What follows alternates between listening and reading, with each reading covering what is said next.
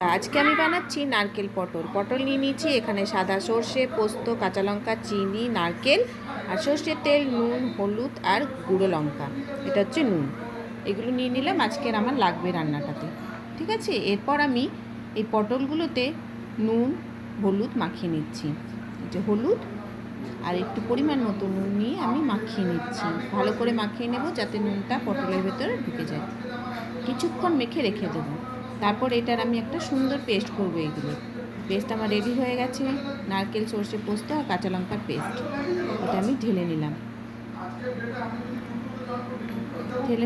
এরপর আমি কড়াইয়ের মধ্যে তেল দিয়ে দিচ্ছি। তেল গরম হয়ে গেছে, কিছু পটল ছেড়ে দিলাম, আবার বাকি পটলগুলো দিয়ে দিচ্ছি এবং সুন্দর করে এটা আমি লাল করে পটলগুলো ভেজে নিচ্ছি। আমার ভাজা কমপ্লিট হয়ে গেছে।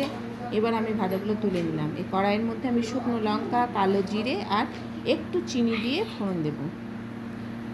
দেওয়া হয়ে গেছে। এরপর একটু নেড়ে নিচ্ছি আমি। নাড়ার পর আমি যে পেস্টটা বানিয়েছিলাম সেই পেস্টটা এর মধ্যে দিয়ে দেবো।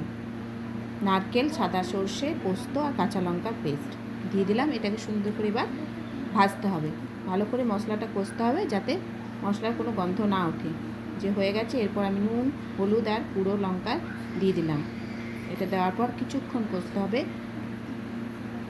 কষা হয়ে গেছে, এই দেখে নাও। এরপর আমি এটার ভেতরে দেবো নারকেলের দুধ। তোমাদের যদি বাড়িতে দুধ থাকে, যে কোনো প্যাকেটের দুধ দিতে পারো। নারকেলের দুধ থাকলে খুব ভালো হয়।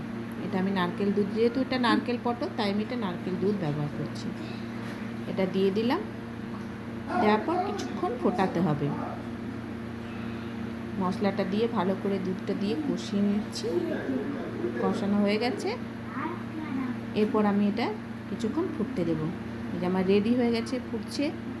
এরপর আস্তে আস্তে পটলগুলো আমি সব দিয়ে দিচ্ছি। পটলগুলো দেওয়ার পর আমি এটা একটু নেড়ে দেবো যাতে পটলের ভেতরে মশলাগুলো ঢুকে যায়। দিয়ে কিছুক্ষণ ফোটাতে হবে।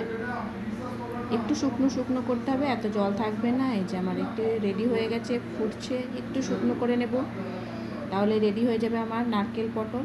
নারকেল পটল রেডি হয়ে গেছে। সুন্দর করে এবার পরিবেশন করতে হবে। সুন্দর করে সাজিয়ে নিয়েছি। আমার নারকেল পটল রেডি। গরম গরম ভাতের সাথে তো দারুণ জমে যাবে। তোমরা চেষ্টা করবে, বানাবে বাড়িতে, বলবে কেমন হয়েছে, কেমন লাগলো খেতে।